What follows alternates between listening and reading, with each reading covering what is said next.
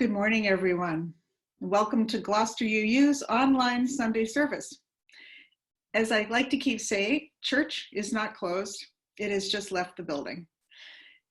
And as hard as these times are right now, it is exciting for a 240-year-old congregation to be trying something so new and different. And I am delighted to see us adapting week by week and learning new ways to worship and to be together. It has meant so much to me this week to see many of your faces together and hear your voices, and I hope that this continues to grow and to expand in the weeks ahead. I'm so glad you can all join us this morning. This is the third time that we've offered a service using Zoom video conferencing. And as you will see, each week we learn some new things about the technology, and we're becoming more adept at using it. I'd especially like to welcome folks that we don't see often, folks who are on our newsletter list who either live here in town or live far away, but who are joining us. And I'm so happy to have you here with us today. And I hope you feel warmly welcomed in this new way. I hope that you find the words and the music and comfort here today that will help carry you through the week ahead. We will be offering some lovely words and music this morning. Our special musical guest is Frank Friedman, who many of you know from his work at the Grace Center. And we're so glad to have Frank with us this morning. And once again, Pat Johnson served as our tech wizard. She pre-records the music and now is at home making sure that all the pieces come together in the proper order. And so we cannot thank Pat enough. And with that, I'd like to turn this over to this morning's worship associate, Jeremy Melvin, who has a couple of announcements. Thank you. Good morning. This coming week, Reverend Janet is offering 2 Zoom sessions for everyone to participate in. On Wednesday mornings at 10, we will have coffee with Janet again, and we hope to see you there. And then on Thursday evening at 7, she'll lead a communion service for Maundy Thursday, as is our tradition. Just have some bread and juice ready so that you can participate with everyone. Zoom invitations for both of these will go out, so keep an eye on your email.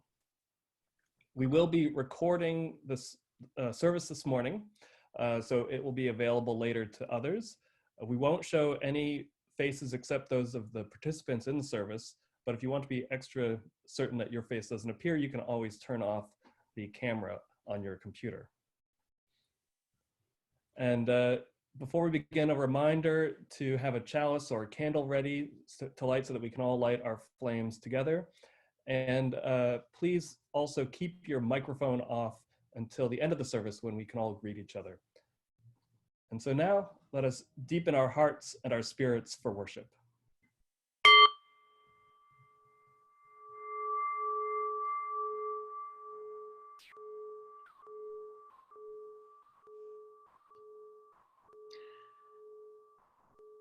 Our opening words this morning come from the Reverend Gretchen Haley. She tells us, "Life comes for us in 1,000 different ways, undoes plans and upends traditions, knocks down the doors of our defense in a moment. Every expectation releases like the in and the out of breath. Life is urgent and also unbearably slow, and does not take well to our fantasies of control. We gather here to practice, surrendering to the waves of grace and grief, in song, in silence, and in story. We come to remember the possibility of a larger call, that we might offer our gifts with a surprising generosity, that we might release ourselves from the needing to know, that we might simply be present to this beauty, these partners, this hope that we make together. Come, let us worship together." Our opening hymn this morning is number 83, which for those of you with a hymnal are welcome to open up, but we are going to this week be displaying the words on the screen. So we will sing the first 2 verses, and as I said, you will be able to see the words.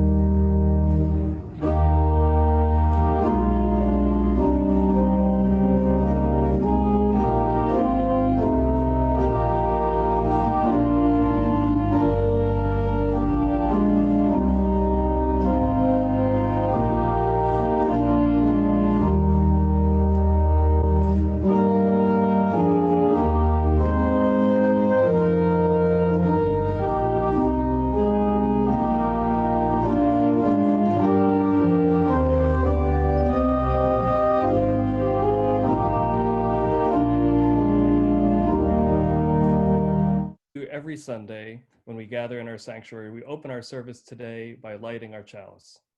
Today, we will all join together and light our own chalices and candles from wherever we are. And by doing this, we symbolize that we may be temporarily apart in body, but still together in spirit. So if you have prepared a candle or other light at home, please take a moment now to light it. And when it is lit, if you can, hold it up to the camera for a moment.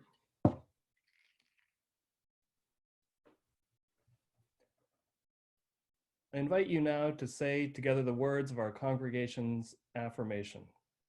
The words will appear on your screens now. In the light of truth and the warmth of love, we gather to seek, to sustain, and to share. Yeah. Life is a gift for which we are grateful. We gather in community to celebrate the glories and the mysteries of this great gift. Our first reading this morning is the poem Passover Remembered by Alla Renee Bozarth. Jeremy and I are going to be, it's long, so Jeremy and I are going to be alternating the verses. Pack nothing. Bring only your determination to serve and your willingness to be free. Don't wait for the bread to rise. Take nourishment for the journey, but eat standing. Be ready to move at a moment's notice. Do not hesitate to leave your old ways behind. Fear, silence, submission. Only surrender to the need of the time, to love justice and walk humbly with your God. Do not take time to explain to the neighbors. Tell only a few trusted friends and family members, and then begin quickly before you have time to sink back into the old slavery. Set out in the dark. I will send fire to warm and encourage you. I will be with you in the fire, and I will be with you in the cloud. You will learn to eat new food and find refuge in new places. I will give you dreams in the desert to guide you safely to that place you have not yet seen. The stories you tell one another around the fire in the dark will make you strong and wise. Outsiders will attack you, and some follow you, and at times you will get weary and turn on each other from fear and fatigue and blind forgetfulness. You have been preparing for this for hundreds of years. I am sending you into the wilderness to make a new way and to learn my ways more deeply. Some of you will be so changed by weathers and wanderings that even your closest friends will have to learn your features as though for the first time. Some of you will not change at all. Some will be abandoned by your dearest loves and misunderstood by those who have known you since birth and feel abandoned by you. Some will find new friendships in unlikely faces and old friends as faithful and true as the pillar of God's flame. Sing songs as you go and hold close together. You may at times grow confused and lose your way. Continue to call each other by the names I've given you to help remember who you are. You will get where you are going by remembering who you are. Touch each other and keep telling the stories. Make maps as you go, remembering the way back from before you were born. So you will be only the first of many waves of deliverance on these desert seas. It is the first of many beginnings, your Paschal tide. Remain true to this mystery. Pass on the whole story. Do not go back. I am with you now, and I am waiting for you.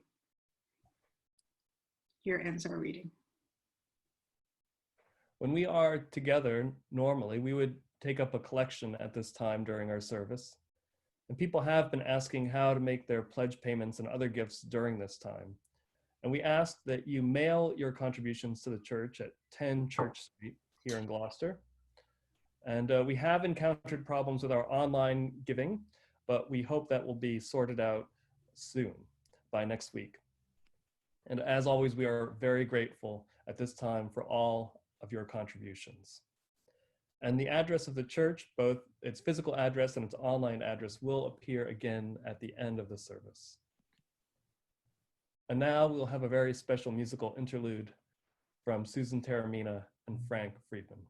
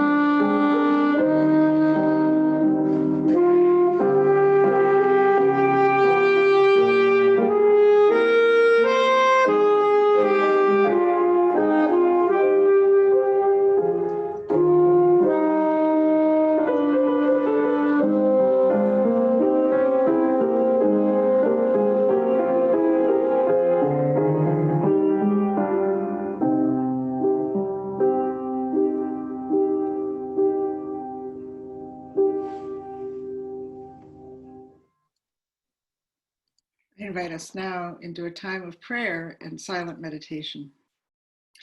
As we do in our in-person services, we'll follow the spoken prayer with a moment of silent meditation, and then we'll go directly into our hymn, Spirit of Life. Once again, the words will appear on your screens.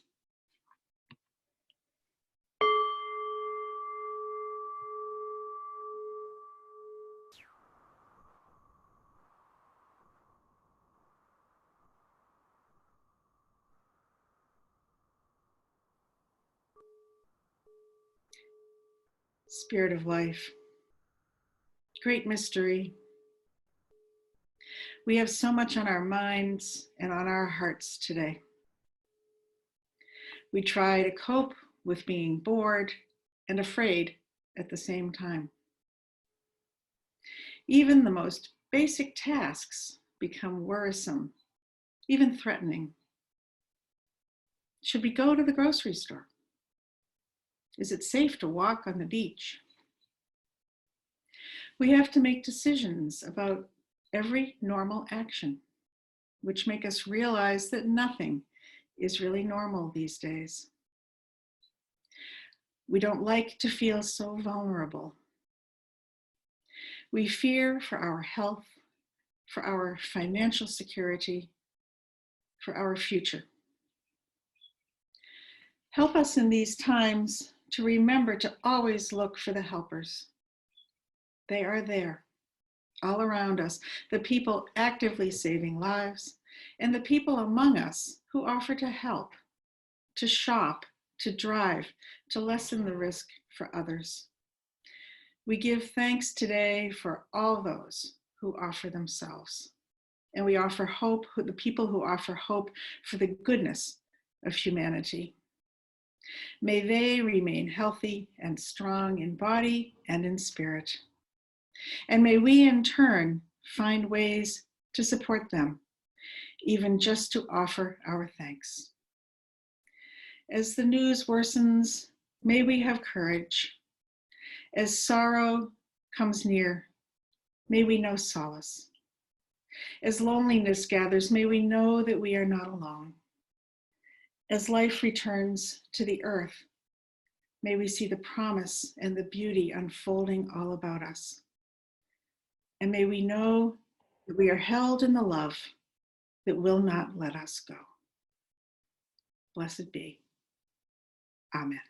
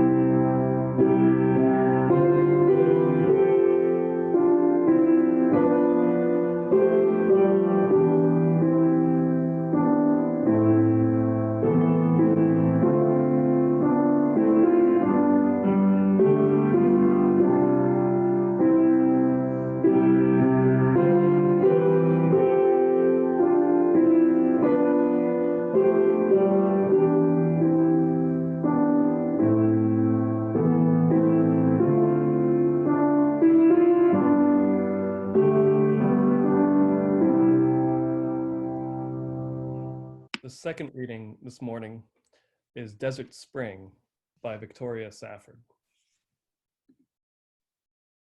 They had no idea where they were going when they left that night, in the dark, without lights, without shoes, without bread, their children smothered against them so they would make no noise.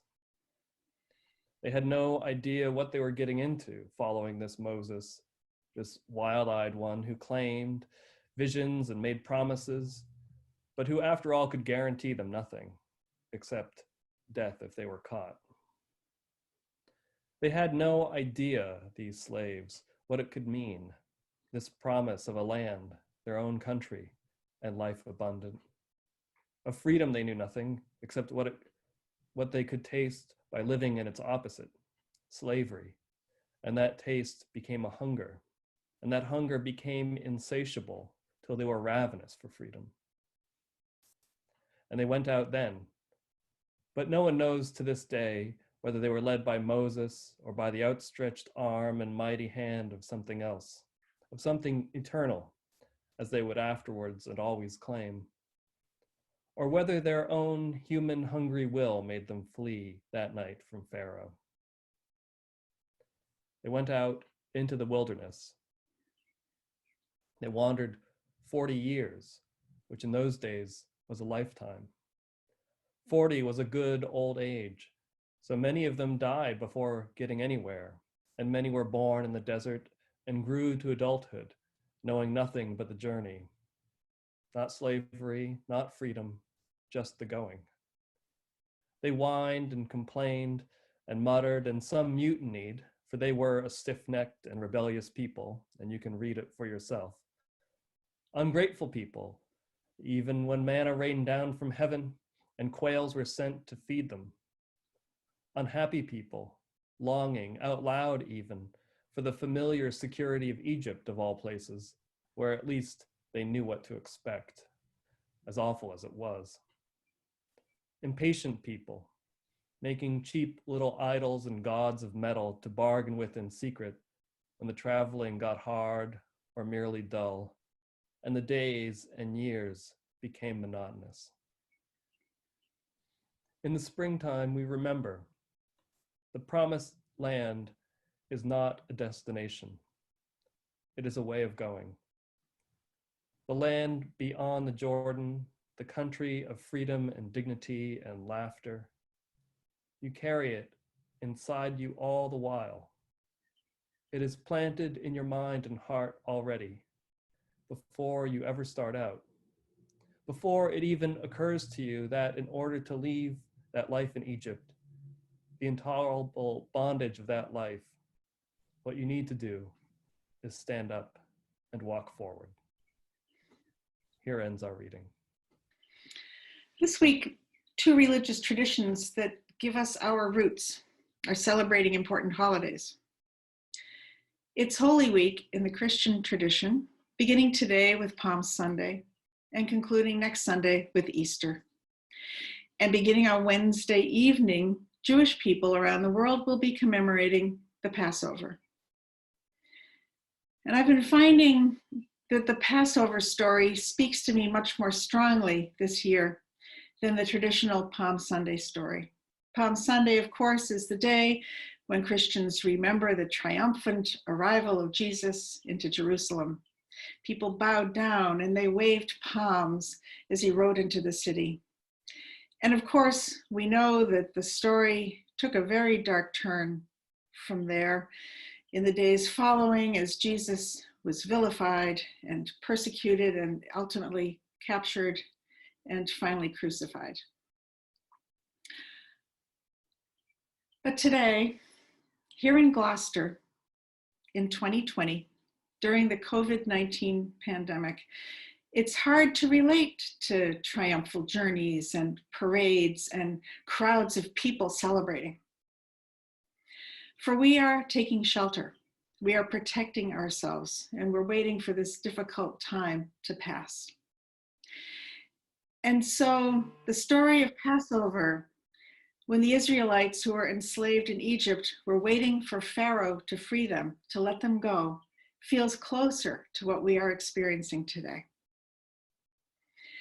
As the ancient Passover story tells us in the book of Exodus in the Hebrew Bible, God instructed Moses to ask for the Israelites' release from bondage.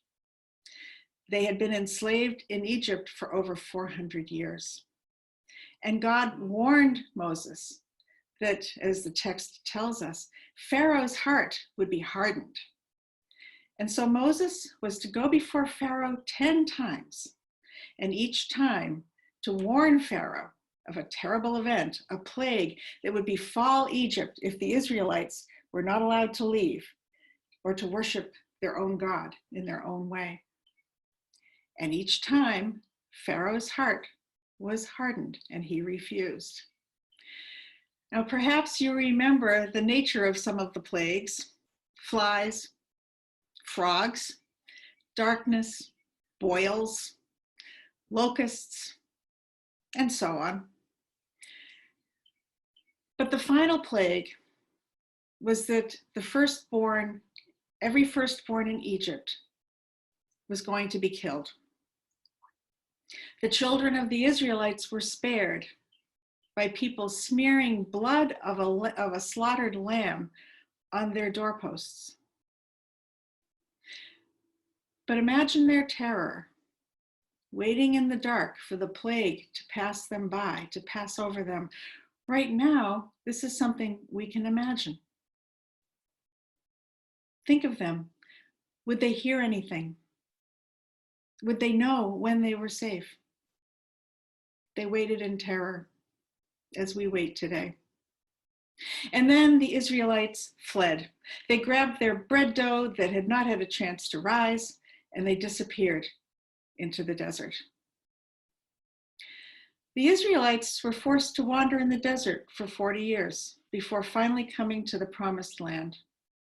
And our poet this morning said, I will give you dreams in the desert to guide you safely home to that place where you have not yet seen.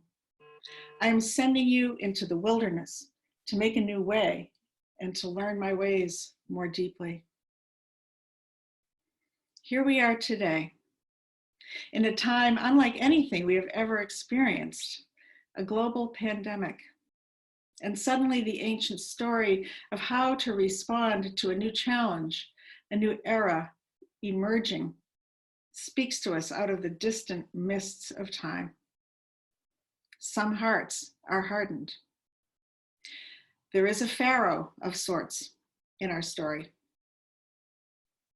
Some people will not or cannot believe that change is coming. There is denial, an unwillingness to see the changes that we must implement in order to stay healthy, in order to do all that we can to keep this new virus from spreading so quickly. We wait, mostly in our homes, for the contagion to pass over us and be gone in the night. We do all that we can to have it pass us by with hand washing, cleaning our groceries, and wearing masks and gloves. The life of enslavement in Egypt for the Israelites was intolerable. And yet, the changes that took place for them as they wandered were intolerable as well. Many wanted to return to Egypt, to what was familiar. We, too, long for life as it was just a few short weeks ago. It was familiar. It felt safe, for the most part. And yet what this time of fear and illness is revealing is that for too many of us, life has not been safe and comfortable. Too many of us live on the edge with insecurity of food and shelter, and especially healthcare. Too many of us are one paycheck away from disaster, one illness away from bankruptcy.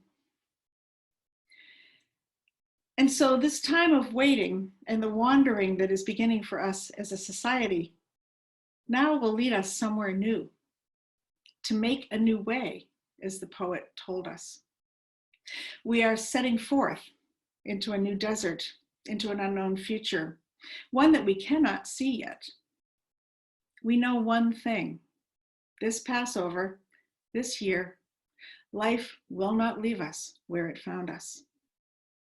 We have embarked on a journey, and there is no going back.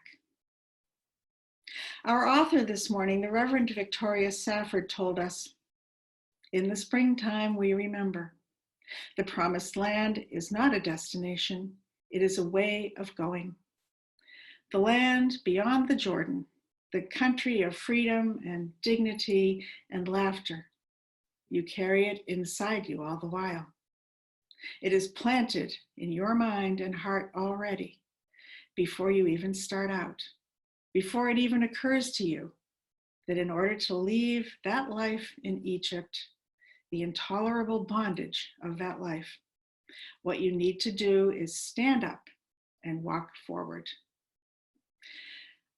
May your hope for a new and better life sustain you in this dark time, and may your dreams and vision carry you forward through the desert to the promised land.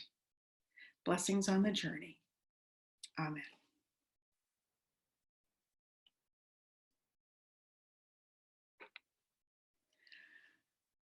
Our closing words this morning come to us from the Rabbi Ronnie Shapiro.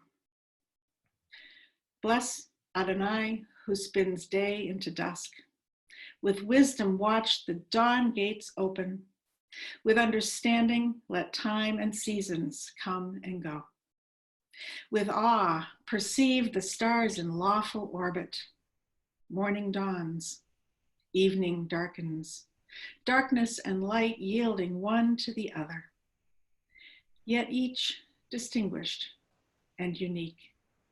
Marvel at life, seek to know its ways, seek wisdom and truth, the gateways to life's mysteries.